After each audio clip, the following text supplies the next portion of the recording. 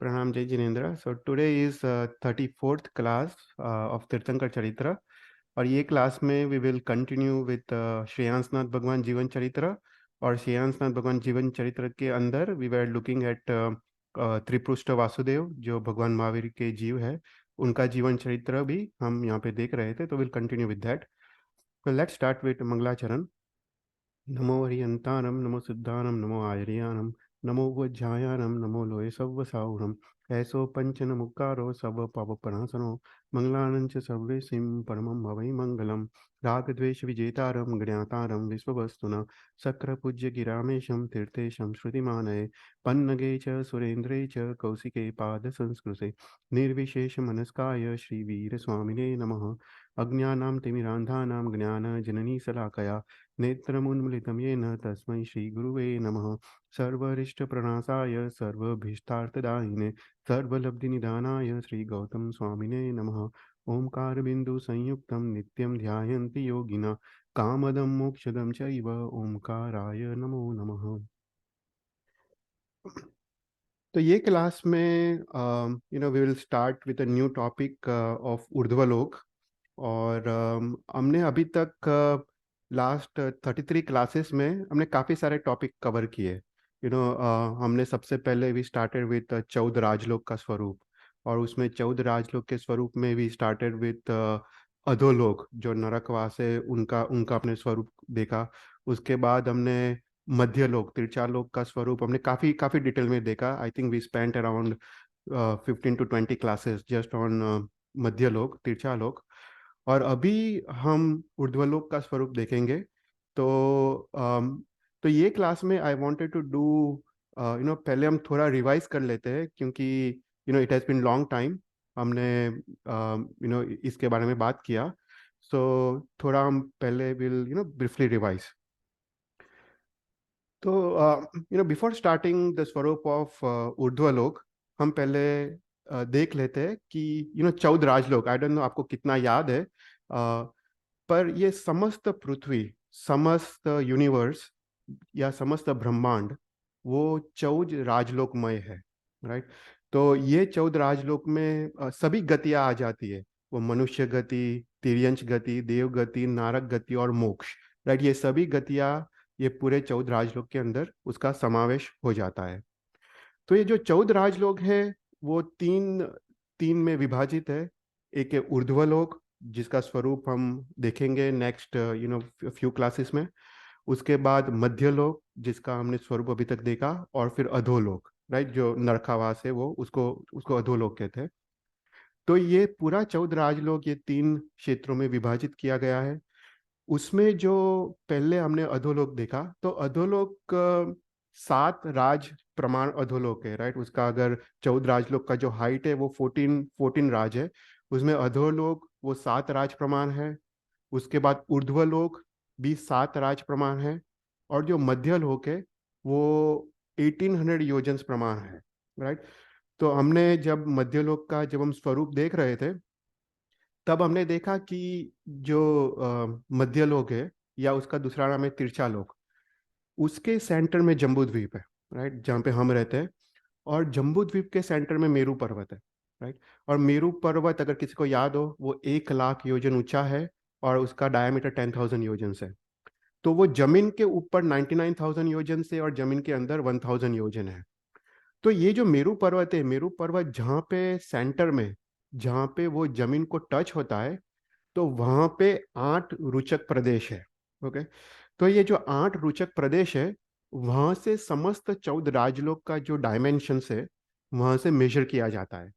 तो ये बेसिकली जो जो 8 रुचक प्रदेश है उसको 000 पॉइंट कहा जाता है, राइट। एक्स वाई और जी डायरेक्शन, मतलब 3 डायरेक्शन में देखे तो ये रुचक प्रदेश उसको 000। तो यहाँ से सभी दिशा का ओरिजिनेशन है। जैसे 4 दिशा है, नॉर्थ साउथ ईस्ट वेस्ट, और 4 वी दिशा है, और अधो ऊर्ध्व की दिशा, और अधो या तिरछा की दिशा।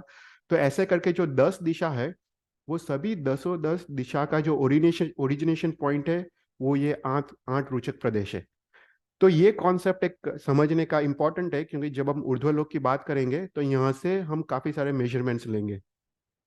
तो ये जो आठ आठ रोचक प्रदेश है, तो शास्त्र में भगवती सूत्र में लिखा है कि ये जो आठ रोचक प्रदेश, हर एक रोचक प्रदेश एक आकाश प्रदेशात्मक है।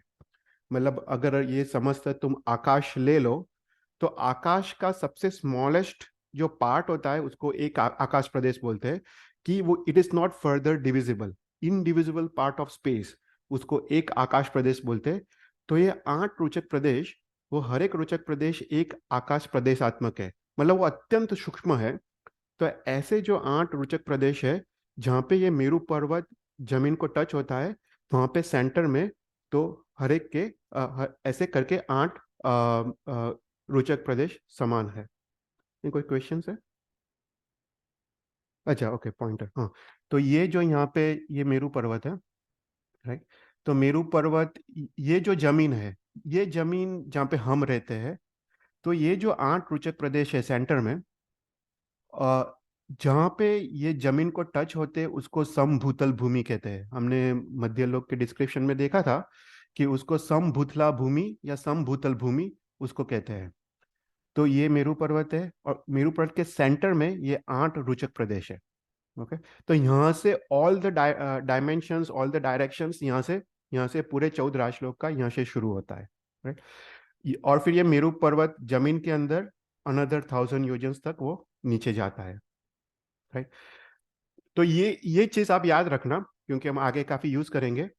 तो जो मध्यलोक है, मध्यलोक के जो समभूतल भूमि है, समभूतल भूमि के 900 योजन ऊपर और 900 योजन नीचे, तो टोटल 1800 योजन्स, उसको उसको मध्यलोक कहते हैं, right. That is a dimensions of Madhyalok. और उसके ऊपर जो 7 राज प्रमाण वो ऊर्ध्वलोक है, उसके नीचे 7 राज प्रमाण वो अधोलोक है, राइट। तो उसके अलावा हमने देखा था कि ये जो 14 राजलोक है, उसमें जो सेंटर एक नाड़ी है, उसको त्रस नाड़ी कहते हैं। अगर मेरा पॉइंटर देखो, तो इसको त्रस नाड़ी कहते हैं। त्रस नाड़ी, वो उसका जो विड्थ है वो 1 राज प्रमाण है, और उसका हाइट 14 राज प्रमाण है। तो ये जो 14 जो ये त्रस नाड़ी है, उसमें जो भी त्रस जीव है, राइट, जो बेइंद्रिय, तेन्द्रिय, चौरिंद्रिय और पंचेंद्रिय, जो त्रस जीव किसको कहते हैं कि जो अपने मर्जी से हलन चलन कर सके, उसको त्रस जीव कहते हैं। तो ऐसे बेइंद्रिय से लेके पंचेंद्रिय जीव की उत्पत्ति मात्र इस त्रस नाड़ी में होती है, right? और त्रस नाड़ी के बाहर मात्र स्थावर एकेंद्रिय के जीव है यहाँ पे। तो त्रस नाड़ी के बाहर मात्र एकेंद्रिय जीव उत्पन्न होते हैं, और त्रस नाड़ी के अंदर त्रस जीवों की उत्पत्ति मात्र त्रस नाड़ी में होती है। तो ये सब हमने देखा था, we are just briefly revising. फिर उसके बाद ये एक टेक्निकल डेफिनेशन है। तो भगवती सूत्र से ये हमको मिलता है। भगवती सूत्र जो गौतम स्वामी और भगवान महावीर का संवाद है, इसमें भगवान महावीर गौतम स्वामी को समझा रहे हैं। तो यहाँ पे गौतम स्वामी का सवाल होता है कि एक राज किसको कहते हैं। तो यहाँ पे भगवान महावीर का भगवती सूत्र में इसका डेफिनेशन मिलता है कि व्हाट इज वन राज। तो इसके दो डेफिनेशंस भगवती सूत्र में मिलते हैं।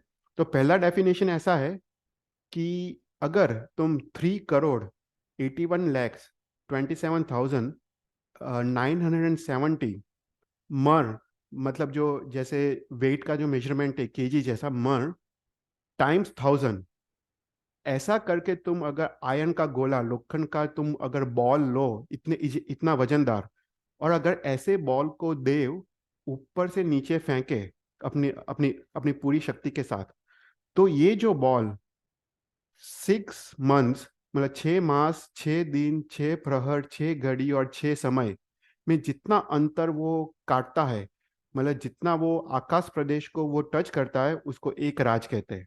तो ऐसा करके डेफिनेशन हमको भगवती सूत्र में मिलता है।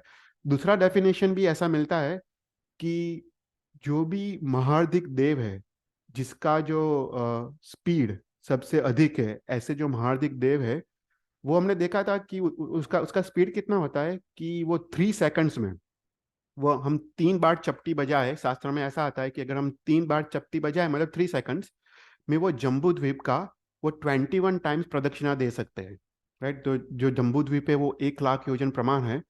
ऐसे जम्बू द्वीप का वो 21 टाइम्स प्रदक्षिणा दे सकते हैं। ऐसे जो महार्दिक देव है, वो अगर 6 मास तक वो स्पीड से गति करे, उसमें जो जितना क्षेत्र वो कट करे, जितना क्षेत्र वो पसार करे, वो क्षेत्र को एक राज कहते हैं। राइट।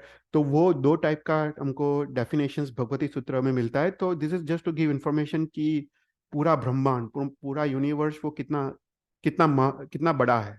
राइट। फिर उसके बाद हमने अधोलोक के बारे में हमने हमने स्टार्ट किया था।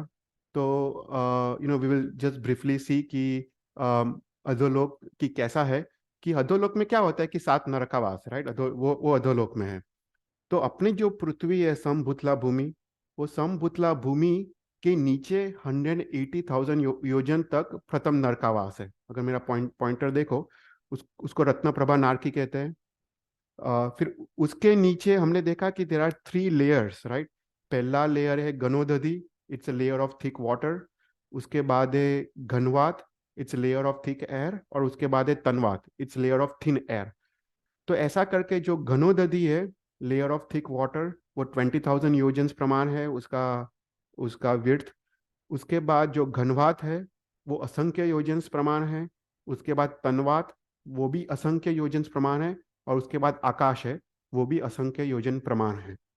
राइट। तो ऐसा करके पूरा अधोलोक है। तो पहला रत्नप्रभा नारकी, उसके बाद घनोदधि जो 20,000 योजन्स, उसके बाद घनवात जो असंख्य योजन्स, उसके बाद तनवात वो असंख्य योजन्स, फिर आकाश असंख्य योजन्स। फिर उसके बाद वापस दूसरा नरकावास सरकरा प्रभा, फिर वापस घनोदधि, वापस 20,000 योजन्स, घनवात असंख्य योजन्स, तनवात असंख्य योजन्स, आकाश असंख्य योजन्स। तो ऐसा करके पूरा 7 नरकावास है। अभी ये इसलिए इम्पोर्टेंट है ये वापस जानने के लिए, क्योंकि एक एक नया कॉन्सेप्ट के बारे में यहाँ पे हम बात करते हैं। तो ये कॉन्सेप्ट मतलब ये इंफॉर्मेशन काफ़ी इम्पोर्टेंट है आगे जाके। तो ये जो 14 राजलोक है, ये जो 14 राजलोक का हमने देखा कि सभी जो कैलकुलेशंस है, वो जो 8 रोचक प्रदेश है मेरू पर्वत के सेंटर में, वहाँ से सभी कैलकुलेशन स्टार्ट होते हैं। पर शास्त्र में लिखा है कि वो जो 8 रोचक प्रदेश है, वो 14 राजलोक का सेंटर नहीं है। ओके। तो बोलते कि 14 राजलोक का सेंटर किधर है। तो बोलते कि जो 14 राजलोक, जो 14 राज है, उसका हाइट, उसका सेंटर किधर है।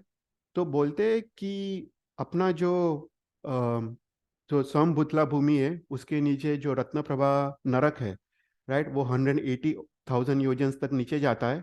फिर उसके नीचे जो घनोदधि है, वो 20,000 योजन तक जाती है। फिर असंख्य योजन तक घनवात आता है, असंख्य योजन तक तनवात आता है, और असंख्य योजन तक आकाश प्रदेश आता है। और उसके बाद सेकंड नरकावास शुरू होता है। तो जो प्रथम नरकावास के बाद असंख्य योजन तक आकाश आता है, उसके एंड पॉइंट में 14 राजलोक का सेंटर है। ओके। तो उसका मतलब ऐसा हुआ कि जो अधोलोक है, अधोलोक वो 7 राज प्रमाण नहीं है। अगर तुम जनरली बात करो तो हम बोलते हैं कि अधोलोक वो 7 राज प्रमाण है। पर एक्चुअली अधोलोक वो 7 राज प्लस असंख्य योजन से, मतलब वो 7 राज से भी अधिक उसका डायमेंशन है। क्योंकि जो 14 राजलोक का जो सेंटर पॉइंट है, वो प्रथम नरकावास के बाद असंख्य योजन के बाद आकाश प्रदेश जहाँ पे एंड होता है, वहां पे 14 राजलोक का सेंटर है। राइट। तो ये चीज आपको याद रह गया कि 14 राजलोक का जो सेंटर है, वो 8 रोचक प्रदेश नहीं है, वहां से कैलकुलेशन शुरू होते हैं। पर उसका सेंटर प्रथम नरकावास के नीचे उसका सेंटर है। ओके। तो 14 राजलोक का मध्य पॉइंट अधोलोक में आता है। तो उसका मतलब अधोलोक का जो डायमेंशन है, वो 7 राज प्लस असंख्य योजन है।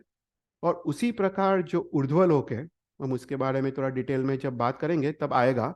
ये ऊर्ध्वलोक का जो डायमेंशन है, वो 7 राज माइनस असंख्य योजन्स। राइट। तो ये 7 राज माइनस असंख्य योजन्स, मतलब वो ऊर्ध्वलोक इज स्मॉलर देन अधोलोक। ओके। तो अभी अधो अगर अगर अगर हम अधोलोक लें, तो अधोलोक का सेंटर पॉइंट किधर है। राइट। ये 14 राजलोक का सेंटर पॉइंट हमने देखा कि प्रथम नरकावास के असंख्य योजन बाद 14 राजलोक का सेंटर पॉइंट है। पर अगर अधोलोक अकेला है, तो अधोलोक का सेंटर पॉइंट किधर है। तो बोलते हैं कि जो फोर्थ नरक है, पंख प्रभा, उसके बाद 20,000 योजन तक घनोदधि, उसके बाद असंख्य योजन तक घनवात, असंख्य योजन का तनवात और असंख्य योजन का आकाश, वो क्रॉस करके जो पॉइंट आता है before the start of fifth नरकावास, वो अधोलोक का सेंटर पॉइंट है। ओके, तो आफ्टर द फोर्थ नरक वो अधोलोक का सेंटर पॉइंट है। अभी तिरछा लोक मध्य लोक का सेंटर पॉइंट कौन सा है? तो आठ रोचक प्रदेश, राइट। जो आठ रोचक प्रदेश वो तिरछा लोक का सेंटर पॉइंट है, पर 14 राजलोक का सेंटर पॉइंट नहीं है। तिरछा लोक का सेंटर पॉइंट वो आठ रोचक प्रदेश है। और अभी ऊर्ध्वलोक का सेंटर पॉइंट किधर है? तो बोलते हैं ऊर्ध्वलोक का जो सेंटर पॉइंट है वो अपने ऊर्ध्वलोक का स्वरूप जब आप देखेंगे तो हमको पता है कि देर आर 12 वैमानिक देवलोक, राइट। तो उसमें पहला जो वैमानिक देवलोक है वो सौधर्मेंद्र कल्प है, दूसरा ईशान कल्प है, थर्ड सनत कल्प है, फोर्थ महेंद्र कल्प है, और फिफ्थ ब्रह्मलोक करके देवलोक है। तो बोलते हैं कि फिफ्थ जो देवलोक है ब्रह्मलोक, उसमें हम ज्योग्राफी देखेंगे तब पता चलेगा कि जो फिफ्थ देवलोक है उसमें 6 प्रतर है, देर आर 6 लेयर्स। और उसमें जो थर्ड लेयर है उसका नाम है रिष्ट, रिष्ट प्रदेश। तो फिफ्थ फिफ्थ जो देवलोक है ब्रह्म देवलोक के 6 प्रतर में से अगर तुम 3 प्रतर क्रॉस करो तो वहां पे वो रिष्ट नाम का प्रतर आता है, वो ऊर्ध्वलोक का सेंटर पॉइंट है। ओके, तो जस्ट ब्रीफली 14 राजलोक का सेंटर पॉइंट प्रथम रत्न प्रभा नरक के असंख्य योजन बाद वो 14 राजलोक का सेंटर पॉइंट, फिर अधोलोक का सेंटर पॉइंट फोर्थ पंख प्रभा नरक के असंख्य योजन बाद, फिर ऊर्ध्वलोक का सेंटर पॉइंट फिफ्थ ब्रह्म देवलोक के थर्ड प्रतर में वो ऊर्ध्वलोक का सेंटर पॉइंट, और तिरछालोक का सेंटर पॉइंट वो आठ रुचक प्रदेश। तो इतना तुमको याद याद रह गया, या यू कैन हम जब बात करेंगे तो वापस आएंगे, पर this is the main concept यहाँ का। कोई कोई क्वेश्चंस? नो। अच्छा, ठीक है। अभी फिर हमने जब हमने ये तीर्थंकरी चरित्र जब स्टार्ट किया था, तो we started with this diagram. ये जो चार्ट है, अभी पता नहीं आपको कितना याद है, पर जो पंचेंद्रिय जीव है वो टोटल 535 उसके प्रकार होते हैं, जो हमने जीव विचार के हिसाब से हमने देखा था।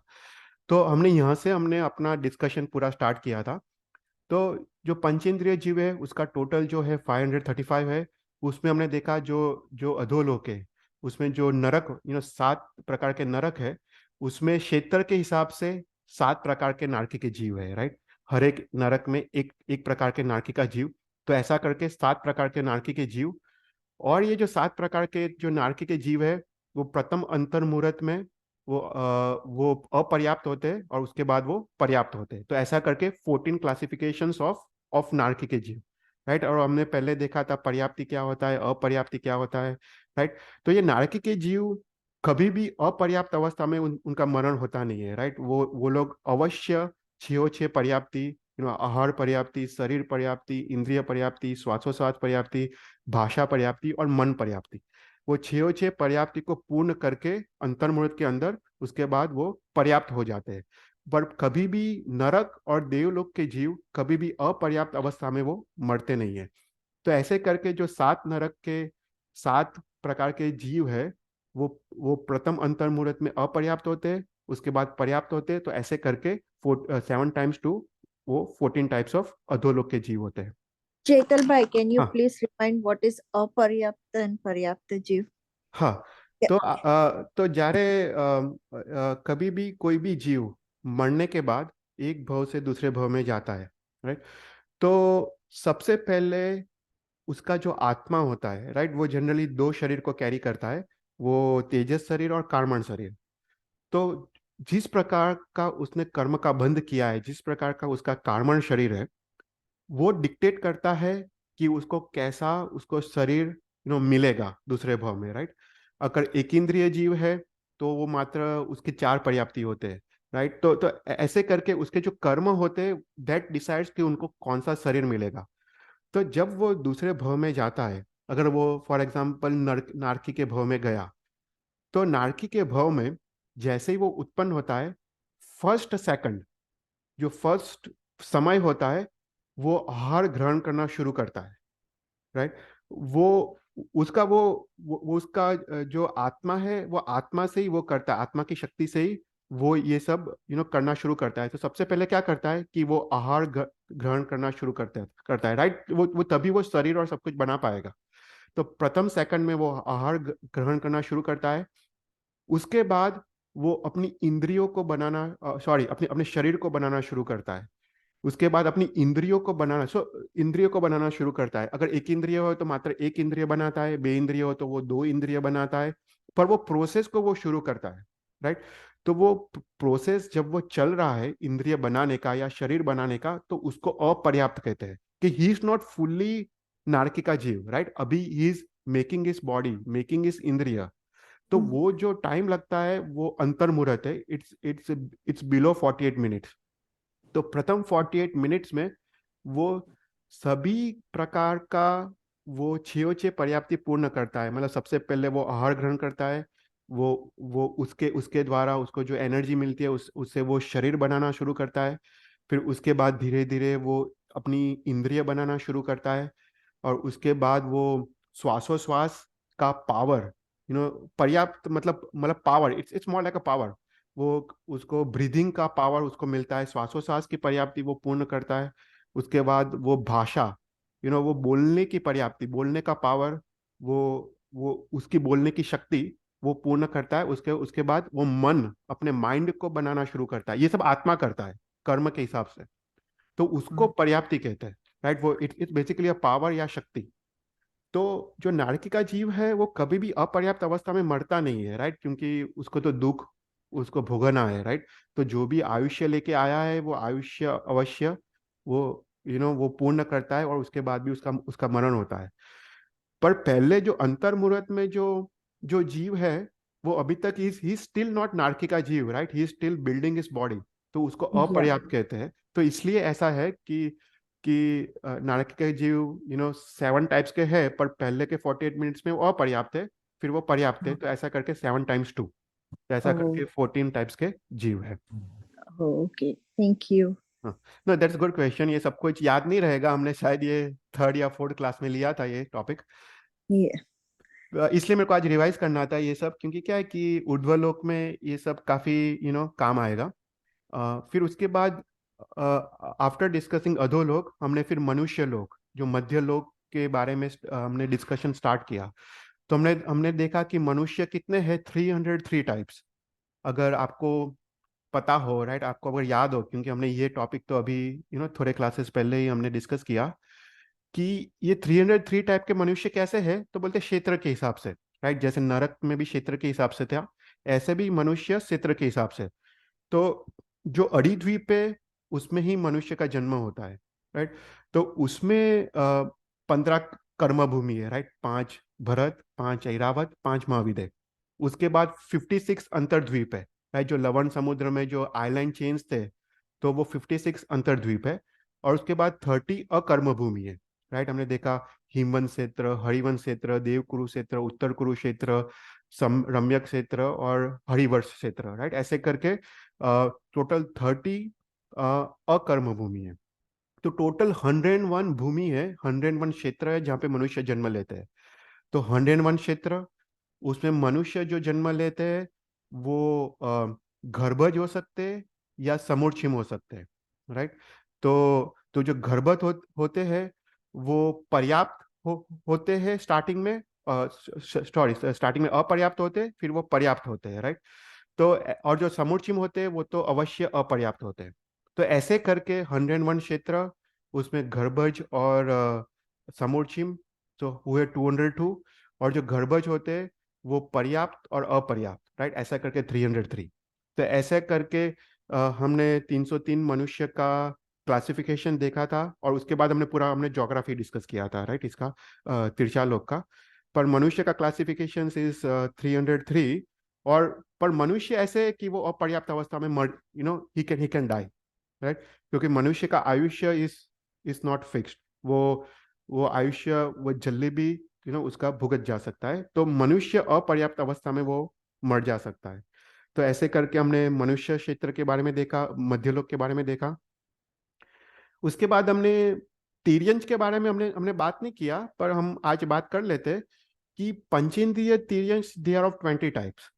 तो वो कैसे, तो ये मेरा जीव विचार में आता है कि जो पंचेंद्रिय तिर्यंच है, right, they are of basically 3 types.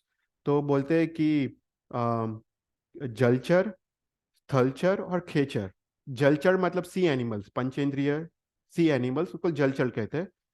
फिर खेचर मतलब बर्ड्स जो स्काई में उड़ते हैं, तो उसको खेचर कहते हैं। और स्थलचर मतलब जो लैंड एनिमल्स है, राइट। अभी जो स्थलचर है, जो land animals, they are again classified into 3 types. तो उसमें है चतुष्पद, जो 4 पाँव, 4 पैर के साथ चलते हैं, जैसे काउज है, वो 4 पैर का उपयोग करते हैं, तो उसको चतुष्पद कहते हैं। फिर उसके बाद है उर परिसर, जिसको कोई पैर नहीं होते, वो अपने शरीर से चलते हैं, जैसे स्नेक्स, पाइथन, तो उसको उर परिसर्प कहते हैं। और थर्ड है भुज परिसर्प, जो अपने भुजाओं से चलते हैं, जैसे मंकीज, राइट, जो जो जो स्टैंड अप होते हैं, ऐसे एनिमल्स। तो ऐसे करके टोटल 5 क्लासिफिकेशन है, राइट। उसमें खेचर का एक, जलचर का एक, और स्थलचर का 3। तो ऐसे करके 5 क्लासिफिकेशंस। वो भी तिर्यंच भी मनुष्य की तरह समूर्छिम हो सकते हैं या वो गर्भज हो सकते हैं, राइट। तो 10 हुआ। और गर्भज भी वो स्टार्टिंग के अंतर्मुहूर्त में अपर्याप्त हो सकते हैं और पर्याप्त हो सकते हैं। तो ऐसे करके 20 क्लासिफिकेशंस ऑफ तिर्यंच, राइट। ये हमने टॉपिक डिस्कस नहीं किया था, पर जस्ट टू पूरा एक समरी करने के लिए कि पंचेंद्रिय जीव कैसे 535 टाइप्स है। तो ऐसे करके तिर्यंच का 20 क्लासिफिकेशंस। तो ये सब हमने देखा था। तो फिर उसके बाद हमने देवलोक का भी थोड़ा ब्रीफली थोड़ा देखा था। तो देवलोक का कितने क्लासिफिकेशंस है, तो बोलते हैं 198 क्लासिफिकेशंस ऑफ देवलोक। तो आज हम थोड़ा उसके बारे में थोड़ा देखेंगे। तो उसके बाद हम ऊर्ध्वलोक का स्वरूप हम थोड़ा डिटेल में हम आगे जाके देख पाएंगे। तो देवलोक, तो जो ये देवता होते हैं ना, तो देवता मात्र ऊर्ध्वलोक में नहीं होते। देवता ऊर्ध्वलोक में होते हैं, मध्यलोक में होते हैं और अधोलोक में होते हैं। तो तीनों तीन जगह देवता का वास होता है। तो सबसे पहले अगर आपको याद हो, जब हमने नरक का डिस्क्रिप्शन देखा, तब हमने अधोलोक का डिस्क्रिप्शन देखा। उसमें देखा कि जो प्रथम जो रत्नप्रभा नरक है, उसमें 1000 योजन के नीचे जाके उसमें 10 प्रकार के असुर कुमार का वास है, जैसे नाग कुमार, द्वीप कुमार, ऋतु कुमार, फिर उसके बाद वायु कुमार। ऐसे करके 10 असुर कुमार का वास है। उसको 10 भुवनपति, यहाँ पे 10 भुवनपति के देवता है। और 15 परमाधामी देवता है। ये सभी अधोलोक में है, मतलब इट दे आर बिलो 900 योजन फ्रॉम द संभूतल भूमि। तो ऐसे करके अधोलोक में 25 प्रकार के देवता का वास है। फिर अपना जो मध्यलोक है, मध्यलोक में भी 36 प्रकार के देवता का वास है। तो उसमें सबसे पहले जो अपना ज्योतिष चक्र है, राइट, जो जो हमने मध्यलोक के डिस्क्रिप्शन में देखा था कि कि जो अरिद्वीप है, अरिद्वीप के अंदर जो जो जो सूर्य चंद्र है, they are all mobile, they are moving. तो ऐसे करके 5 प्रकार के देव अरिद्वीप में है। तो ये सूर्य, चंद्र, तारा, नक्षत्र और ग्रह, राइट। तो ये सब जो अरिद्वीप के अंदर है, वो सब मूविंग है। उसको चर ज्योतिष कहते हैं। ओके, यहाँ पे मूविंग ज्योतिष या चर ज्योतिष। और अरिद्वीप के बाहर जो भी सूर्य, चंद्र, ग्रह, नक्षत्र है, वो सब स्टेबल है, वो मूव नहीं होते हैं। तो उसको अचर ज्योतिष कहते हैं।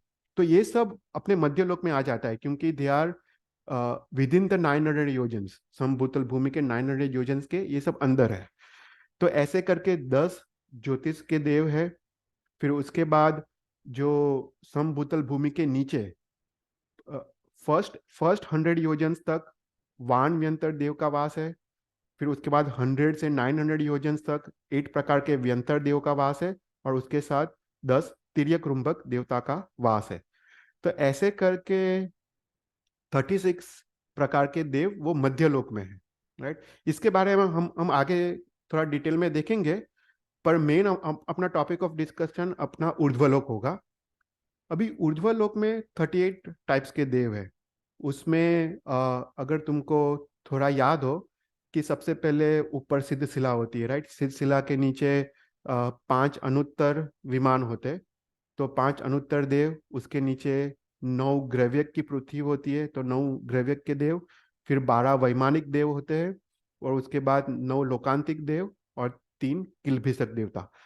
तो ये सब थोड़ा डिटेल में देखेंगे जब हम ज्योग्राफी देखेंगे। पर ऐसा करके 38 प्रकार के देव ऊर्ध्वलोक में होते, 36 प्रकार के देव मध्यलोक में, और 25 प्रकार के देव अधोलोक में। तो ऐसा करके 99 प्रकार के देव। अब ये 99 प्रकार के देव में प्रथम अंतर्मुहूर्त में वो अपर्याप्त होते हैं, और उसके बाद वो 6 पर्याप्ति पूर्ण करके वो पर्याप्त हो जाते। देव भी नरक की तरह अपर्याप्त अवस्था में वो उनका कभी मृत्यु होता नहीं है। तो ऐसा करके 99 टाइम्स 2, 99 पर्याप्त, 99 अपर्याप्त, ऐसे करके 198 क्लासिफिकेशंस ऑफ देवता। तो ऐसे करके पूरा जो पंचेंद्रिय का यूनिवर्स है, 5 इंद्रियों के जीव का, वो टोटल 535 प्रकार का क्लासिफिकेशन जीव विचार में आता है। तो उसमें हम अगर जनरली हम बात करें किसी के साथ, तो हम जनरली बोलते हैं कि 4 प्रकार के देव है, राइट। उसमें भुवनपति देव जो अधोलोक में है, व्यंतर देव जो मध्यलोक में है, ज्योतिष देव वो भी मध्यलोक में है, और वैमानिक देवता वो ऊर्ध्वलोक में है, राइट। तो ऐसा करके हमने ये सब देखा था अपने क्लासेस में। तो भुवनपति को देवता वो परमाधामी और असुर कुमार, व्यंतर देवता को व्यंतर, व्यानवंतर और तिरगृंभक, ज्योतिष देवता में चर और अचर, और वैमानिक देवता में कल्पोपन्ना और कल्पातीत। ये भी हमने देखा था, हम थोड़ा ब्रीफली देख लेते हैं वापस उसका डेफिनेशन। तो अभी ऊर्ध्वलोक, राइट। ऊर्ध्वलोक का हमने थोड़ा पहले कवर किया था, हम वो थोड़ा ब्रीफली रिवाइज कर देते हैं। फिर नेक्स्ट क्लास में will go into detail of each and every topic. तो सबसे पहले हमने ऊर्ध्वलोक के बारे में देखा कि सबसे ऊपर सिद्ध शिला है, राइट।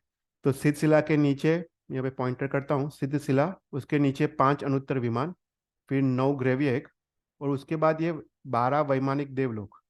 तो ये सब कुछ ये ऊर्ध्वलोक में आता है। फिर उसके बाद जो ज्योतिष के देवता है, ज्योतिष के विमान, वो सब त्रिशालोक में आता है, राइट। तो ये बेसिक ज्योग्राफी है। तो सबसे पहले सिद्ध शिला, राइट। हम सिद्ध शिला के बारे में थोड़ा थोड़ा जान लेते हैं कि सबसे ऊपर सिद्ध शिला है। ये सिद्ध शिला कितना उसका डायमेंशन है, वो 45 लाख योजन है, राइट। जो अपना जो अरिद्वीप का जो डायमेंशन है हमने देखा, वो 45 लाख योजन है। और अरिद्वीप से ही कोई जीव सिद्ध में ऊपर स्ट्रेट अप वो जा सकता है, इसलिए सिद्ध शिला का भी डायमेंशन 45 लाख योजन है। तो कहते हैं कि ये जो सिद्ध शिला है वो सबसे पहले तो वो स्फटिक, उसकी जो पृथ्वी है वो स्फटिक रत्न की बनी हुई है। वो एक वाइट जो रत्न है वो स्फटिक रत्न, वो स्फटिक रत्न की वो पृथ्वी वो बनी हुई है सिद्ध शिला। वो सेंटर में उसका थिकनेस 8 योजन है। ओके, सबसे सेंटर में वो एक डिस्क टाइप है। अगर तुम डिस्क, एक सर्कुलर डिस्क को तुम इमेजिन करो, तो सेंटर में वो सबसे थिक है 8 योजन से।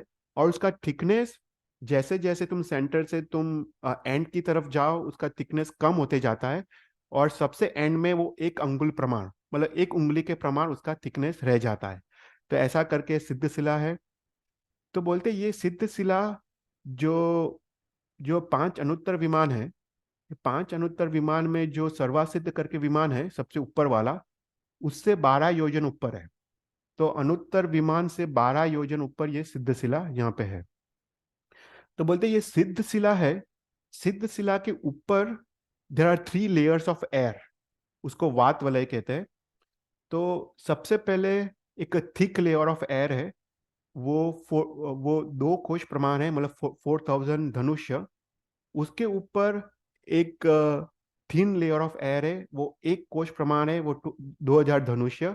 और उसके ऊपर एकदम थिन लेयर ऑफ एयर, वो 1575 धनुष्य थिक है। तो ऐसा करके जस्ट टू रिवाइज, एक सिद्ध शिला है, वो 45 लाख योजन प्रमाण है। सेंटर में उसका थिकनेस 8 योजन से, उसका thickness as you go outwards वो उसका कम होते जाता है। और एट द पेरिफेरी 1 अंगुल प्रमाण है। उसके ऊपर 3 लेयर्स ऑफ एयर है, थिक लेयर, थिन लेयर और उससे भी थिन लेयर। और जो जो जीव मोक्ष में जाता है, जो सिद्ध में जाता है, वो basically he resides in this, सबसे जो ऊपर का लेयर ऑफ एयर है वो वहाँ पे रिसाइड करता है। वो बेसिकली पृथ्वी में तो रिसाइड नहीं करता है, राइट, क्योंकि आत्मा को कोई कुछ चाहिए नहीं, does not need anything physical. तो जो जो बोलते जो सिद्ध परमेष्ठी है, उसका maximum height it can be 525 धनुष्य। ओके, वो मैक्सिमम अवगाना, और minimum height can be 3.5 hands. और ये सभी अपर पोर्शन ऑफ जो वात वलय है, सबसे थिन लेयर ऑफ एयर, जहाँ पे लोकाकाश और अलोकाकाश का जो एंड है, वहाँ पे एकदम थिन लेयर ऑफ एयर है, वहाँ पे वो अपना अपना आत्मा जब मोक्ष में जाता है, वहाँ पे वो रिसाइड करता है। तो ऐसा करके ये भी सब रिवीजन है, हमने ये सब देखा था। तो ऐसा करके सिद्ध शिला है। सिद्ध शिला के नीचे 5 अनुत्तर विमान है, उसके नाम है विजय, विजयंत, जयंत, अपराजित और सर्वसिद्ध। ये सबका ज्योग्राफी हम डिटेल में देखेंगे। पर 5 अनुत्तर विमान है। तो यहाँ पे कहते हैं कि जो अनुत्तर विमान है, वो अनुत्तर विमान मात्र सम्यक दृष्टि जीव ये अनुत्तर विमान में जा सकते हैं। और बोलते हैं कि जो भी जीव इस अनुत्तर विमान में जाते हैं, अपने काफी सारे तीर्थंकर अनुत्तर विमान से आए। तो जो भी अनुत्तर विमान में जाते हैं, उनका वो लास्ट भव होता है। उसके बाद वो अवश्य मनुष्य लोक में आते हैं, वो इधर महाविद्य क्षेत्र में आते हैं, भरत क्षेत्र, ऐरावत क्षेत्र में आते हैं। और फिर वहां से वो मर के अवश्य वो मोक्ष में जाते हैं। तो ये सभी जीव उत्तम पुण्यशाली, और उनका लास्ट भव होता है, वही जीव अनुत्तर विमान में जाते हैं। फिर उसके नीचे, अनुत्तर विमान के नीचे 9 ग्रेव्यक है। ये 9 ग्रेव्यक के नाम है सुदर्शन, सुप्रतिबद्ध, मनोरम, सर्वतोभद्र, सुविशाल, सुमनस, सुमनस्य, प्रियंकर और नंदिकर। ऐसा करके 9 ग्रेव्यक का के पृथ्वी है, 9 ग्रेव्यक देवलोक है। ये 9 ग्रेवक में कोई भी जा सकता है, बोलते अभव्य जीव भी पुण्य करके 9 ग्रेवक तक वो जा सकता है, पर अनुत्तर में नहीं जा सकता। अभव्य जीव कभी अनुत्तर में नहीं जा सकता, क्योंकि उसका मोक्ष होने वाला है नहीं। पर बोलते 9 ग्रेवक तक तो अभव्य का जीव भी पुण्य करके जा सकता है। ओके। तो तो अभी हमने देखा था कि देव 2 प्रकार के हैं, कल्पातीत देव और कल्पोपन्ना देव, राइट। तो उसमें जो 5 अनुत्तर और 9 ग्रेवक के जो देवता है, उसको कल्पातीत देवता कहते हैं। तो कल्पातीत देवता मतलब क्या? तो कल्पातीत देवता ऐसे देवता है कि उनका पहले तो कोई भी प्रकार का राज्य व्यवस्था नहीं होती, राइट। जैसे जो कल्पोपन्ना देवता है, वो अपना अर्थ की तरह उनकी राज्य व्यवस्था होती है। जैसे कोई इंद्र होता है, फिर शामानिक देवता होता है, अंगरक्षक देवता होता है, फिर नौकर चाकर देवता होते हैं। तो ऐसे करके डिफरेंट डिफरेंट टाइप्स के देवता होते हैं, और वहाँ पे एक राज्य व्यवस्था है। पर बोलते हैं कि 5 अनुत्तर और 9 ग्रेवक में ऐसी कोई भी व्यवस्था नहीं है, क्योंकि वहां पे जो भी देव जाता है, वो स्वयं का इंद्र होता है, उसको अहेम इंद्र कहते हैं। तो जो भी जीव इस 14 पृथ्वी में जाता है, 5 अनुत्तर या 9 ग्रेवक, वो सभी इंद्र होते हैं, वो सभी अहेम इंद्र होते हैं।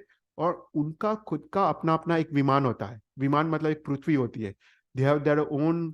जैसे पूरा भरत क्षेत्र है, ऐसा पृथ्वी हर एक देवता का ऐसी ऐसे एक विमान होता है, और वो स्वयं उनका इंद्र होता है। और ये जो कल्पातीत देवता है, वो कभी भी कहीं पे भी वो पार्टिसिपेट नहीं करते। जैसे भगवान का कल्याणक हो, उसमें भी नहीं आते, उसमें मात्र कल्पोपन्ना देवता आते हैं। तो कल्पातीत देवता they do not come anywhere. वो स्वयं अहिम इंद्र होते हैं, वो वहां पे ही एकदम सुखपूर्वक अपना पूरा आयुष्य को वहां पे ही वो पूर्ण करते हैं। तो उसको कल्पातीत देवता कहते हैं। और बाकी सभी देवता, 14 टाइप्स ऑफ कल्पातीत देवता, पर बाकी जो 85 टाइप्स ऑफ देवता है, वो सभी कल्पोपन्ना देवता है। तो कल्पोपन्ना देवता, उसको राज्य व्यवस्था होती है, फिर उसको मतलब अपना काम होता है, फिर वो भगवान के कल्याण के वक्त आते हैं, वो सभी कल्पोपन्ना टाइप्स ऑफ देवता है, राइट। तो ऐसा करके जो कल्पोपन्ना देवता से वो 12 वैमानिक देवलोक के, 9 लोकांतिक और 3 किल भिषक देवता, ये सभी कल्पोपन्ना देवता है, राइट। फिर उसके बाद 5 अनुत्तर 9 ग्रेविक के बाद 12 ये वैमानिक देवता का देवलोक आता है। उसमें पहला सौधर्मा कल्प, ईशान कल्प, सनत, महेंद्र, ब्रह्म, लंतक, महाशुक्र, सहस्त्रार, आनात, प्रणात, आरान और अक्षुप्त। तो ऐसा करके 12 वैमानिक देवलोक का कल्प आता है। फिर फिर उसके बाद अगर हम थोड़ा ज्योग्राफी में देखें, तो अपना जैसे तिरछालोक यहाँ पे फिनिश होता है, यहाँ पे से ऊर्ध्वलोक शुरू होता है। तो सबसे पहले किलभिषक देवता का वास आता है। ये किलभिषक देवता कौन से होते हैं? वो सब नौकर चाकर देवता होते हैं। तो उनके 3 सेपरेट जगह है जहाँ पे वो वास करते हैं, और वो सब जो 12 वैमानिक देवता है उनको हेल्प करते हैं, राइट। तो वो नौकर चाकर देवता है, वो लोअर कैटेगरी के देवता है। तो सबसे पहले किलभिषक देवता का वास आता है। फिर उसके बाद फर्स्ट एंड सेकंड वैमानिक देवलोक, चौधर्मेंद्र और ईशान। उसके बाद सेकंड किलभिषक देवता का वास आता है। उसके बाद थर्ड एंड फोर्थ सनत और महेंद्र देवलोक। उसके बाद फिफ्थ ब्रह्म देवलोक। अभी ये जो फिफ्थ ब्रह्म देवलोक के बाजू में 9 लोकांतिक देव का वास है। तो हमने तीर्थंकर चरित्र में देखा है कि 9 लोकांतिक देव किसको कहते हैं, राइट।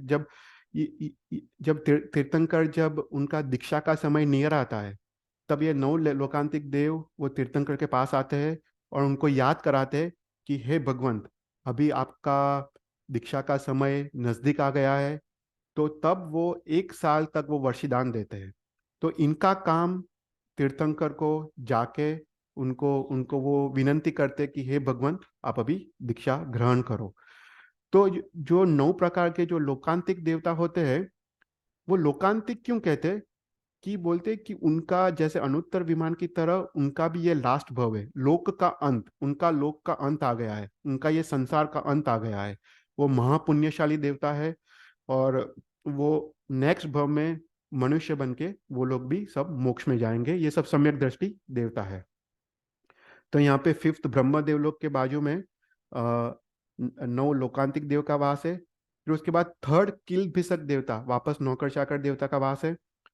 फिर उसके बाद सिक्स्थ लंतक देवता, सेवंथ महाशुक्र, एट्थ सहस्त्रार देवलोक, फिर नाइन्थ और टेंथ अनंत और प्रणत, और 11th और 12th वो आरन और अच्युत।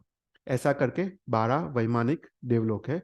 और उसके ऊपर 9 ग्रेव्यक, 5 अनुत्तर, ये सब कल्पातीत देवता, और उसके ऊपर 12 योजन योजन के बाद मोक्ष या सिद्धशिला, राइट। तो ऐसा करके हमने ये सब पहले देखा था काफी कुछ, पर एक मेरे को एक ब्रीफली रिवाइज करना था। तो नेक्स्ट क्लास से हम लोग will go into much more detail, हर एक देवता के बारे में, उनका ज्योग्राफी के बारे में, will talk about more detail. Okay. तो जस्ट टू रिवाइज, देवता 99 टोटल, 99 टाइप्स टाइम्स 298 टाइम्स होते हैं। उसमें भुवनपति 25 टाइप्स, व्यंतर 26 टाइप्स, ज्योतिष 10 टाइप, और वैमानिक 24 टाइप्स। और ये सभी कल्पोपन्ना है।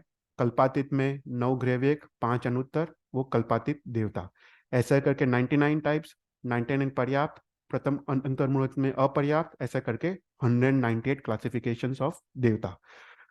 तो हमने ब्रीफली पूरा हमने 14 राजलोक का यूनिवर्स देख लिया, राइट। इसमें 14 टाइप्स ऑफ नारकी जीव, 20 टाइप्स ऑफ तिर्यंज के पंचेंद्रिय जीव, उसके बाद 303 टाइप्स ऑफ मनुष्य के जीव, और 198 टाइप्स ऑफ देवता के जीव। ओके। कोई कोई questions? I know lots of information, पर मोस्टली ये आई थिंक थोड़ा रिवीजन ही था। हमने 1-2 टॉपिक थोड़े नए लिए थे, वो 14 राजलोक के डायमेंशंस और वो सब, पर मोस्टली ये रिवीजन था। तो नेक्स्ट क्लास से विल गो इनटू सबका सभी कैटेगरीज के डिटेल में। तो अभी हम श्रेयांसनाथ भगवान के जीवन चरित्र की तरफ आगे बढ़ते हैं। आज के क्लास में विल कंप्लीट द जीवन चरित्र ऑफ श्रेयांसनाथ भगवान और त्रिपुष्ट वासुदेव। तो हमने लास्ट क्लास तक हमने क्या देखा था कि यहाँ पे श्रेयांसनाथ भगवान ने दीक्षा ग्रहण की है, और श्रेयांसनाथ भगवान वो विचर रहे हैं। और यहाँ पे त्रिपृष्ठ वासुदेव, इस अवसरपीढ़ी काल के प्रथम वासुदेव जो भगवान महावीर के जीव है, उनका 18th भव। और प्रथम प्रति वासुदेव अश्वग्रीव के बीच उन 2 सेनाओं के बीच महाभयंकर भीषण युद्ध हो रहा है, राइट। और उसमें लाखों जीवों की हिंसा हुई है। शास्त्र में लिखा है कि उसमें विद्याधरों के साथ ये लोग युद्ध कर रहे हैं। तो विद्याधर की वो विविध विविध विद्या की शक्तियों के द्वारा ये लोग युद्ध कर रहे हैं, और लाखों जीवों का संहार हुआ है। और यहाँ पे अश्वग्रीव और त्रिपुष्ट वासुदेव आमने सामने आए हैं फाइनली। और वो लोग डिसाइड करते हैं कि अभी हम दोनों को युद्ध करना चाहिए। अभी सेना को वो लोग रिलीव करते हैं, वो बोलते हैं कि सेना का संहार करने का कोई मतलब नहीं है, अभी हम लोग आपस में हम दोनों वन ऑन वन युद्ध करते हैं और उसमें डिसाइड करते हैं कि who is the winner, right, who is वो 3 खंड का अधिपति कौन बनता है। तो यहाँ पे अभी अश्वग्रीव और त्रिपृष्ठ वासुदेव के बीच युद्ध हो रहा है। तो placing one hand on the middle of the बो and the other on the side of the notched end, Ashwagriv strung his bow, which was terrifying like Yam's bow. Triprushta also strung his bow, called Sargapani, at once, indicating the destruction of enemies. The noise of the bow was as terrible as the noise of a thunderbolt. Ashwagriv drew an arrow from a quiver, fitted it to the bow, and drew it back to his ear. He discharged the terrible arrow, blazing with light like a flame of fire at the end of the world. Triprushta, whose power was unbroken, cut the arrow, and an arrow fell and immediately discharged another arrow, splitting Ashwagriv's bow. Again and again, whatever bow Ashwagriv took up, Triprushta cut down as well. With one arrow, Triprushta cut down Ashwagriv's banner, and with another overthrew the Ashwagriv's chariot. Ashwagriv, angered, got into another chariot, and from a distance rained arrows like cloud showers of rain.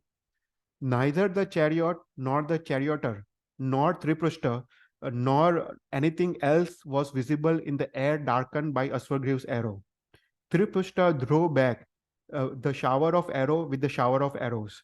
Then Ashwagriv, enraged, raised up an arrow like that of a lightning, like a companion to thunderbolt, like mother of death. He made it whirl around his head and discharged rapidly with all his strength at Triprushta.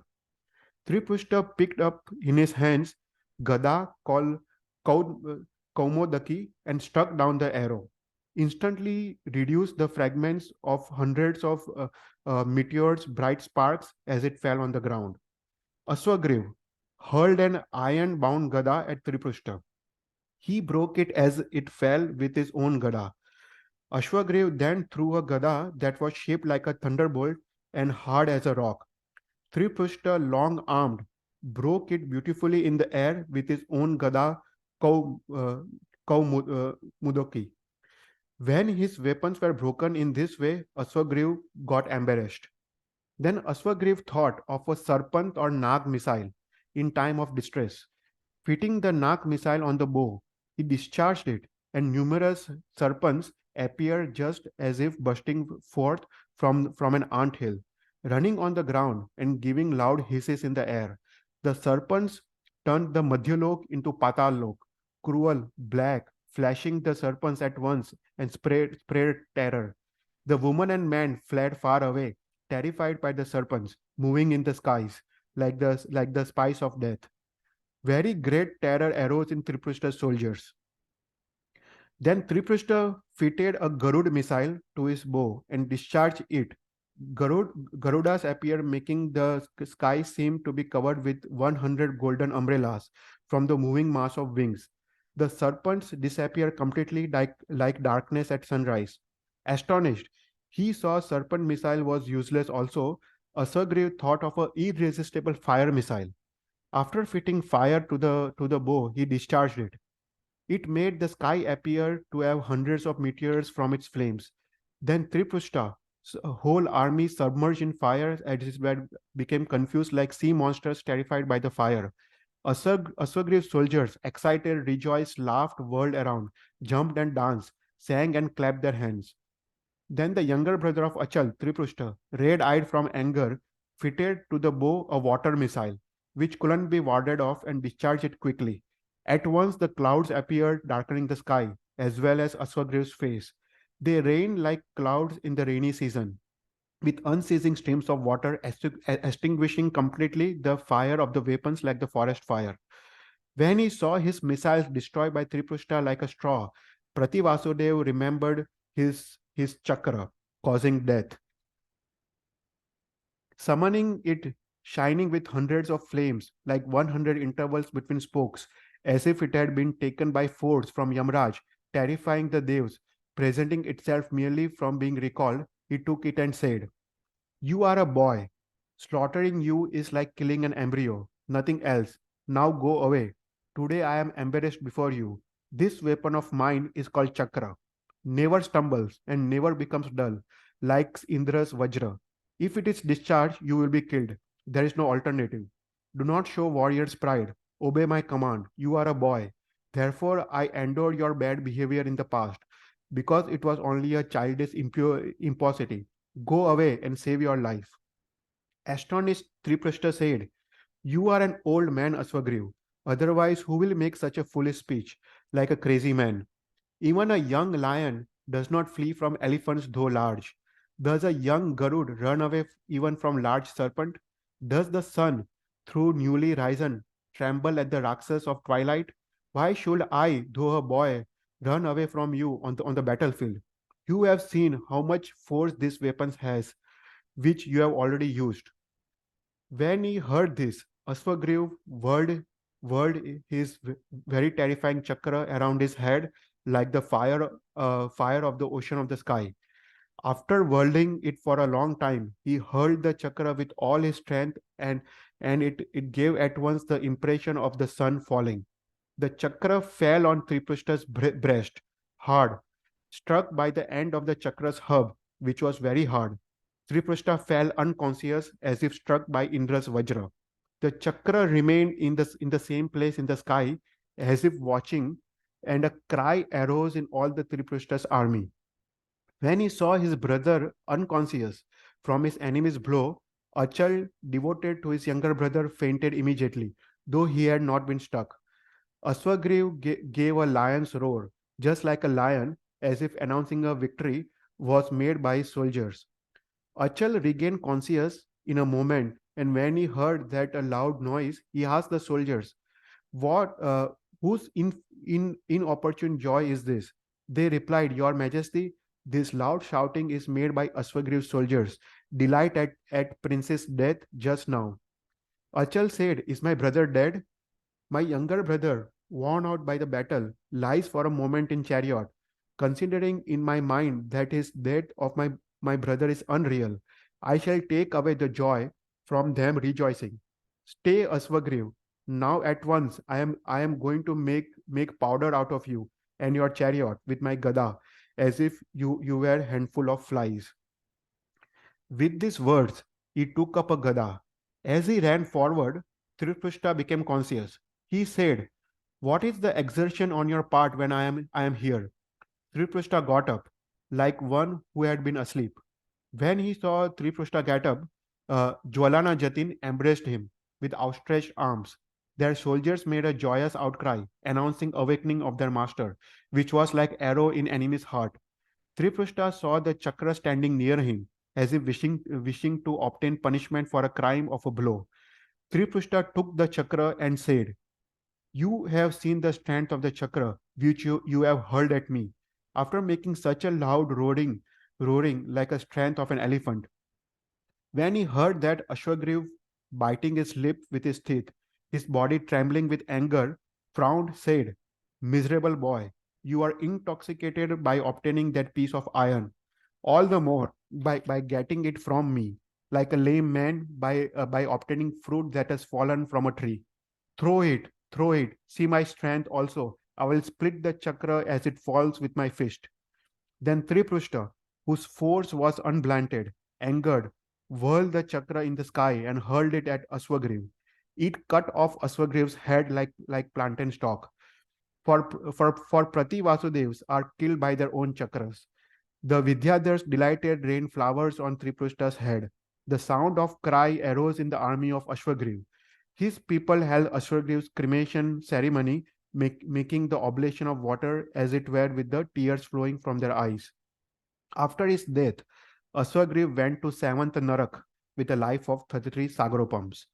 Then Indra of Saudharma said, "O kings, all of you give up your pride entirely.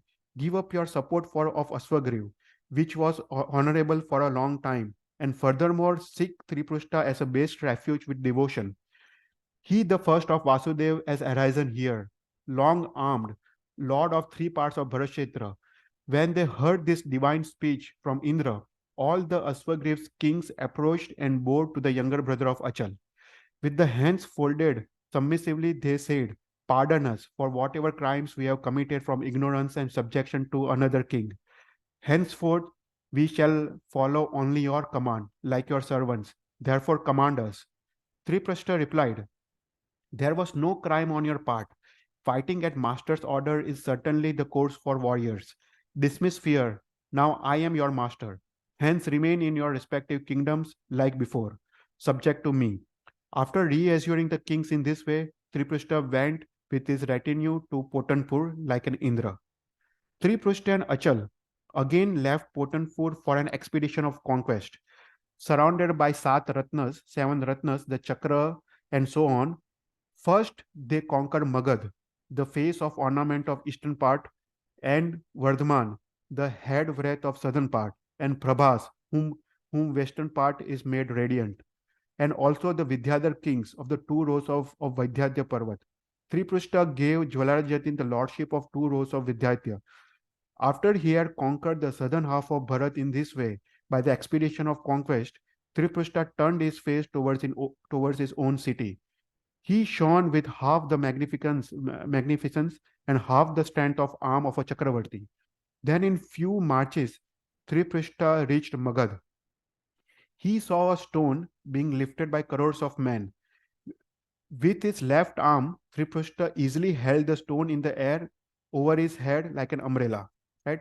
हमने last class में ये देखा था कि जो जो वासुदेव होते हैं वो जो एक एक पत्थर होता है उसको सिद्ध शिला या कोटि शिला कहते हैं। वो 1 योजन लंबा 1 योजन बड़ा होता है।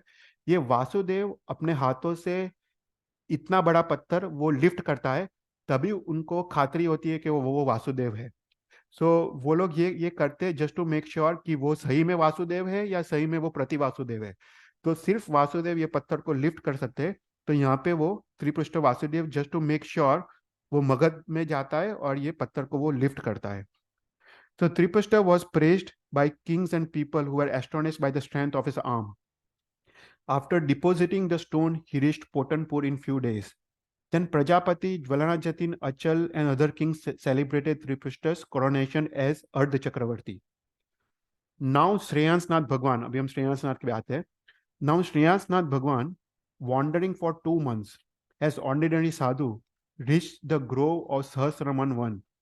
As the Bhagwan stood at the foot of the Ashok tree, engaged in meditation, being at the unshakable end of the second stage of Sukla Dhyan, his Gati karmas disappeared like a ball of wax in fire. On the 15th day of Vad of Magha, the moon being in conjunction in Shravan Nakshatra, by means of 2 days of fast, Bhagwan's Keval Gyan appeared. तो यहाँ पे श्रेयांसनाथ भगवान को केवल ज्ञान उत्पन्न होता है. The 11th Arihant, endowed with 34 Atishayas, delivered the Deshna made there by the Devs. By that Deshna, many people were enlightened. Some adopted Diksha, and some the 12 Vrats of Shravaks. There were 76 Gandhars. Goshaba was the head Gandhar, who composed the 12 Angs after hearing 3 phrases, Upneva, Vigneva, Dhueva from the Bhagwan.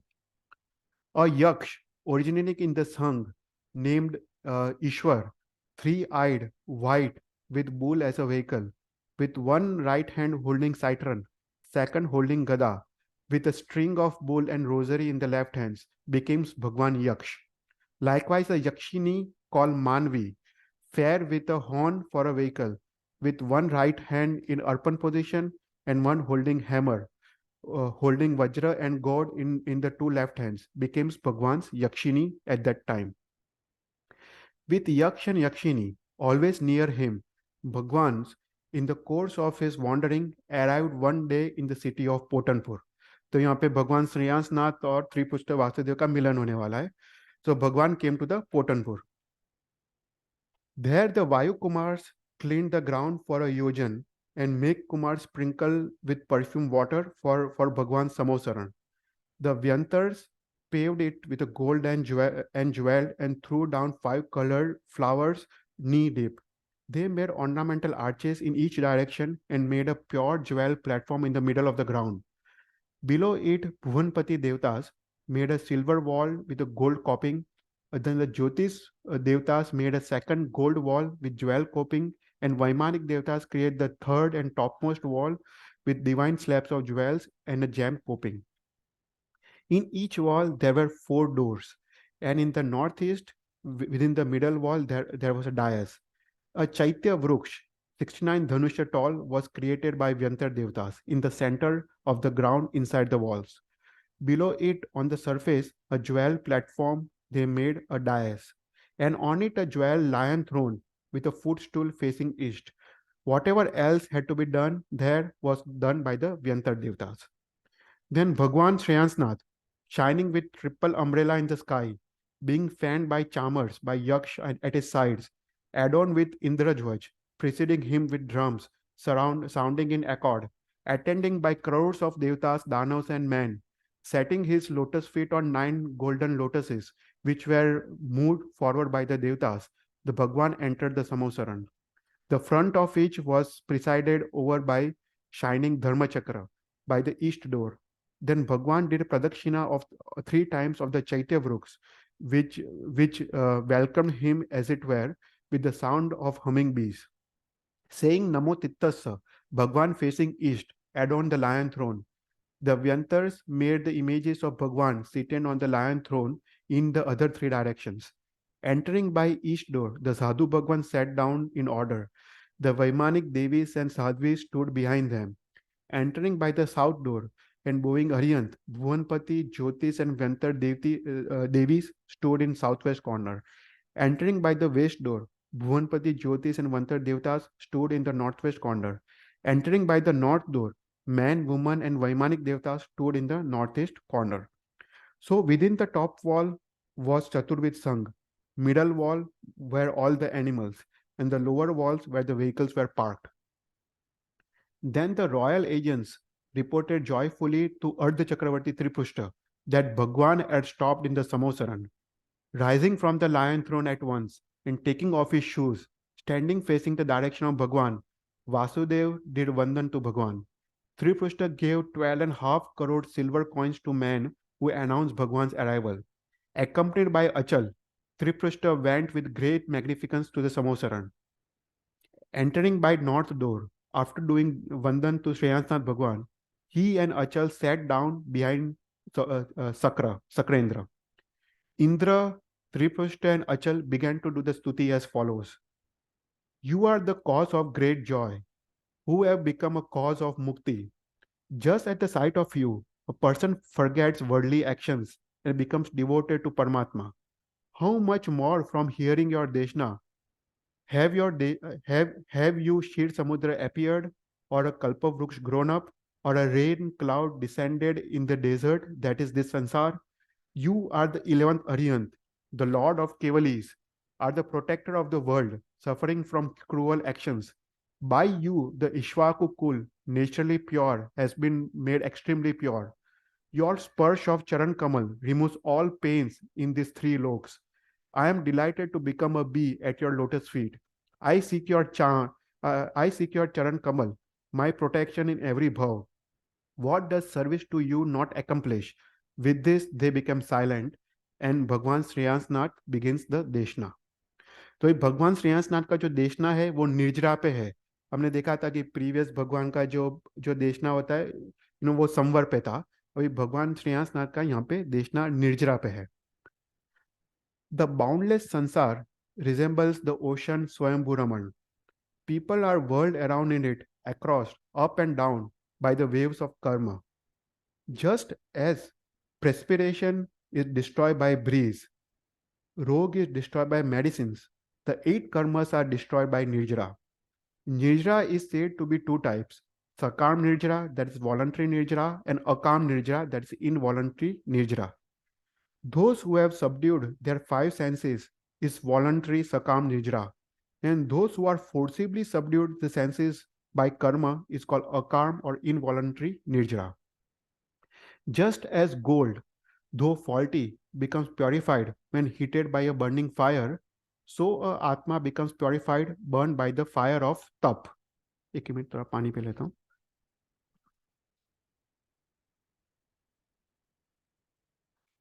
Fasting, partial fasting. limitation of food, giving up choice of food, bodily parishas, and avoidance of all useless body motions is called bahya tap or outer tap. And confession to pap, service to others, vaiyavach, study of shastras, swadhyay, kausarg, vinay, and dhyan is sixfold abhyantar tap. The self-restrained person destroys karma, though hard to destroy immediately in the burning fire of inner and outer tap. Just as a pool with all the outlets blocked by some means is not filled at all with renewed streams of water, in the same way Atma, protected from somewhere, is not rilled with renewed karmas. Just as water of the pool, formerly deep, dries up when it is burned frequently by the attack of the fierce rays of sun, so all of the peoples formerly acquired karma burned by tap attained real destruction immediately with nirjara. After creating destruction of karma, the inner abhyantar tap is better than outer tap. And in this, the munis have said ध्यान is to be the sole umbrella. देखो यहाँ पे एक ना बहुत important concept श्रेयसनाथ भगवान बोल रहे हैं कि तप बाह्य तप होता है, अभ्यंतर तप होता है. हम लोग जनरली बाह्य तप की तरफ कॉन्सेंट्रेट करते हैं, राइट, कि हम लोग बोलते हैं कि इसने अट्ठाई किया, मास शमन किया. पर यहाँ पे बोलते हैं कि अभ्यंतर तप इज मच बेटर देन बाह्य तप. विनय, वैयावच, प्रायश्चित, ध्यान. तो यहाँ पे श्रेयसनाथ भगवान बोलते हैं for creating destruction of karmas, abhyantar tap is much better than bahya tap. And in this, the munis have said dhyan, abhyantar में भी ध्यान, to be the sole umbrella. मतलब सबसे उत्तम जो अभ्यंतर तप है वो ध्यान है. Munis indulging in dhyan actually destroy instantly much karmas acquired during a long time, though they are very strong. Just as rog, though advanced, is destroyed by medication, just as karma formerly accumulated is destroyed by dhyan. Just as clouds is disappeared by winds, karmas are disappeared by the tap. When destruction of karmas have reached maximum, then they produce moksha quickly. A pure-minded person attains moksha, which is free from all the actions. As a result of Deshna, many people took Diksha, but Achal and Tripishta adopted right belief. The Bhagwan completed his Deshna at the end of first prahar of the day, and Tripishta's men brought the offering and it was thrown up in the air in front of Bhagwan, and half of it was taken away by Devtas as it was falling. When it had fallen, the other half was taken by the kings and the rest by the other people. Then Bhagwan left by north gate and sat down on the jewel dais within the middle wall. Then the Pratham Gandhar Goshubha, the chief of 76 Gandhars, seated on Bhagwan's footstool, delivered Deshna. He concluded his Deshna by the second prahar, and all, including Sakra, went to their respective abodes. The Bhagwan wandered over the earth from place to place, spraying light of knowledge like another sun. 84,000 sadhus, 103,000 sadhvis, 1,300 Chaudpurvis, 6,000 Audhignanis, 6,000 Manapragnanis, 6,500 Kevalis, 11,000 Vaikryalabdhis, 5,000 Vadis, 279,000 Shravaks, 448,000 Shravikas constituted Bhagwan's Chaturvid Sangh as he wandered over the earth for 21 lakhs of years, less 2 months from the time of his Keval Gnan. Knowing it was time for his moksha, he went to Mount Summit with 1,000 munis and began fasting. After passing a month, absorbed in Saileshikaran, Dhyan, on the third day of Vad of Nabh, the moon being conjunction with Dhanishta, the Bhagwan having the nature of Ananta Gnyan, Darshan, Virya and Anand, went to moksha with 1,000 munis. As a prince, Bhagwan passed 21 lakhs of years, as a king 42 lakhs of years, and as sadhu 21 lakhs of years. Thus he lived for 84 lakhs of years. 1 crore of Sagaropam less, 100 Sagaropams, and 6,626,000 years after the Shitalnath Bhagwan's moksha, the Nirvan festival of Bhagwan Shriyasnath was held. इतना सारा time period चला जाता है. The Nirvan festival was held by Indras and Devtas. Bhagwan's Nirvan is occasion of festival and not sorrow. Then Triprushta, spent his life for a certain time enjoying pleasures with 32,000 women of his household. Swayamprabha bore two sons to Triprushta. The elder name was Sri Vijay and younger was Vijay. One day, some singers who excel the kinnars in sweetness came into Triprushta's presence when he was immersed in sea of pleasures. Singing beautifully with a diversity of very sweet melodies, they won the heart of Triprushta. He kept them always by his side because of the merit of their singing. One time, Triprushta was resting on his couch at night. This man of his began to sing in loud tones. Triprushta instructed the servant to dismiss the singers while I am asleep. When I am not attentive, this exertion is useless. Very well, said the servant. But the servant did not dismiss the singers because of his own desire of hearing. Then Triprushta wakened in the last watch of night and heard them singing as before. Questioned by Triprushta, why did you not dismiss the poor people who are obviously worn out? The servant said, my heart was immersed in the singing of those very men, and I forgot your order. Triprushta, enraged, had him imprisoned at once and presided over a council at a dawn. He recalled the events at night and gave orders to the guard. Pour hot tin and copper into his ears of a man devoted to hearing. This fault was committed by his ears. They led away the servant into a solitary place and did so, for the command of king, however cruel, are difficult to transgress. The servant died from pain, and Triprushta acquired अशातावेज्ञ karma with very very bad consequences. देखो यहाँ पे भगवान के कान में जो खिल्ले ठोकते हैं वो ये यहाँ पे उनका 18th भाव में उसका असातावेज्ञ कर्म का यहाँ पे उसको बंद होता है. Constantly absorbed in the vishay of panch indriyas, devoted to infatuation, he considered world as a straw because of the strength of his arm. Fearless in killing, having great possessions, with ornament of right belief broken away by his cruel actions, Triprushta acquired Ayushya Karma of Narak. After passing a life of 84 lakhs of years, he went to 7th Narak in Apratishthan 500 Dhanashya tall with a life of 33 Sagropams. Triprushta Vasudev passed 25,000 years as prince, 25,000 as king, 1,000 years in expedition and conquest, 83 lakhs of years plus 49,000 years as Ardha Chakravarti. So his life was 84 lakhs of years. Then Achal was overcome at once by grief arising from his brother's death. He lamented loudly, pitiful because of his affection for his brother.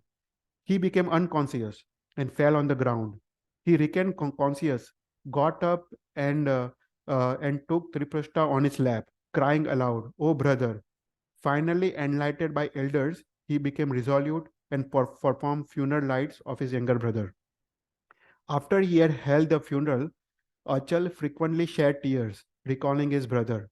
He did not at any time take pleasures in the garden, nor in the house, nor in the pleasure pools, nor in the rivers, nor in the gatherings of friends. Recalling the speech of Bhagwan Sriyasnath, one day he went to Acharya Dharmaghosh. Achal heard the Deshna of Acharya Dharmaghosh, which was in accordance with Hariyan's speech, and from it became all the more disgusted with Sansar. Pure-minded, he took Diksha at his feet at once, completely observing Panch Mool Guns and Uttar Guns, virtuous, preserving serenity in all the circumstances, enduring parishas, unhindered like wind, his gaze fixed on one object like snake. He wandered for some time in cities, villages, forests, and mines. When he had lived 85 lakhs of years, his mind and conduct inherently pure, after he had destroyed all the karmas, अचल went to मोक्ष.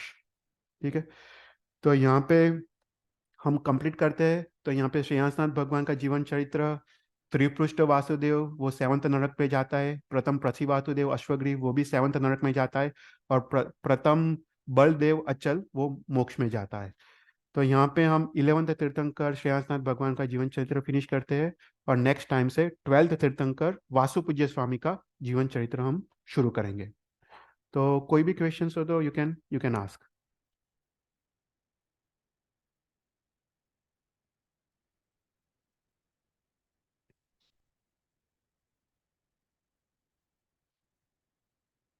तो कोई question नहीं हो तो हम मंगलाचरण कर देते हैं। नमो अरियंतानम, नमो सिद्धानम, नमो आयरियानम, नमो वज्जायानम, नमो लोय सव्वसावनम, ऐसो पंच नमुकारो, सव पापरांसनो, मंगलांच सरसिम, परमोय मंगलम। जी नागना विरुद्ध बुलायो तो इच्छा में। Thank you.